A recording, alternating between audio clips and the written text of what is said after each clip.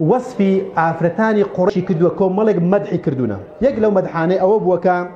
فەرمووی وأرعاه على زوج في ذات يده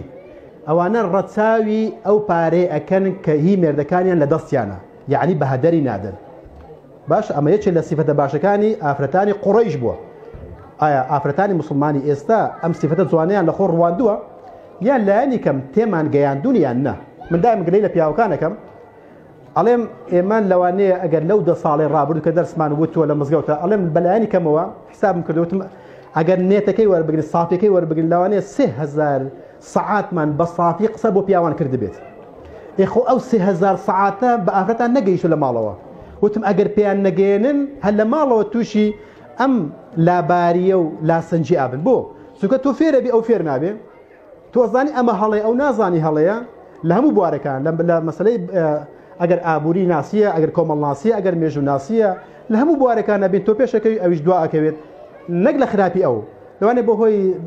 منداڵنانەوە و بەخێوکردن و میوان و میوانداری نەتوان بپڕژێت ئەو شتانە بۆش ئەگەر ئافرەتان تێبگەێنرێت پێم وایە ئەبن بە پاڵپشتێکی زۆر گەورە بۆ پیاوەکان بەوەی کە دەستیان بگرن و ئەو هەدەفانە بپێکن کە ئینشاڵڵا داهاتوو لە کۆتاییەکەی باسێکن چه هەدەفێکمان هەیە بۆی کە لە گلدانەوە و ڕێخستنی ئەو پارێکە بەدەستمانەوەیە دەستە بەری بکەین چونکە خۆتان نەزان ئەڵنا ئەو قسەی ناپلیۆنە کاڵێ لە پشت هەموو پیاوێکی گەورە ژنێکی گەورەش هەیە ئەمەش با بزانین بەڵام ئایا ئەو ئافرەتە لە ماڵ ئێمە پەروەردە بوو ئایا گەورەمان کردوونە بۆی کەوانش وەکوڵێ ئەم دەستام دەستە بشواتن و هاریکەر و هەماهەنگ بێ لەگەڵمانە بەوەی کە لە هەموو بوارەکانە سەرکەوتوو بنیانە کەواتە ئەم گلەی ئەم بۆ ژنان نییە بە تایبەتی بەڵکو بۆ پیاوانێکی کە تیان نەگەیاندونە بۆشە کە گەشتنە ئەو مەرحەلە ئینشاڵڵا هەردووچان ئەبن بە هەماهەنگ لەگەڵ یەکتریە لە حەدیثێشترە ئەفەرمێ کە پرسیاران لێ کرد وتیان ئەی نسائی خەیر باشترین ئافرەتان کامانن ئەویش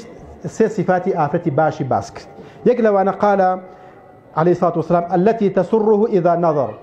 ئەم ئافرەتە باشن ئافرەتە کاتێک کە پیاوەکەی دێتەوە ماڵێ سەیرێکە دڵی پێخۆشە بۆی کە چاوی ڕەش کردووە بە خراتنەوەیەکە زەردەخەنەیەکی لەگەڵەکات ئەو ئەشیایەکە پێیەتی لێ وەرئەگرێتن و بە جوانترین شێوە پێشوازی لێکات حەزەکە ئەو پیاوە بچێتەوە بۆ ماڵەوە صفاتی دووەمی وتطيعه إذا أمر گوێڕایەلی ئەکات کاتێک کە فەرمانی پێکات لا كات ولا تخالفه في نفسها ومالها بما يكره مخالفي نفسي خوينا مخالفي ناك لدزستي خويا ولو بارك لبردستي دايا يسا بس باركاكت نفسي خويا يعني قجي نابرد إلا برزامدي أو بيت كرتي ناكت ورنجي ناكت إلا برزامدي أو نبت يعني هرشتي كاكات مخالفي ناكت وخيانتي ناكت وأو بارش كلا بردستي دا با ماشيوا تخشان وبخشاني بيناكت لو شان السرفي ناكت كميردكي بيناخوش كوات أمس صفتا ئافرەتانی باشن کە پێغەمبەر صلی الله علیه و سلم باسی فەرمووە پێویستە ئاحادیثانە ئافرەتان ئاشنا بن پێی بۆی کە ماڵمان ببێ بە هەشتێکە پێش ئەوەی بگەن بە باشتی ئەوەی تریە ئینشاء الله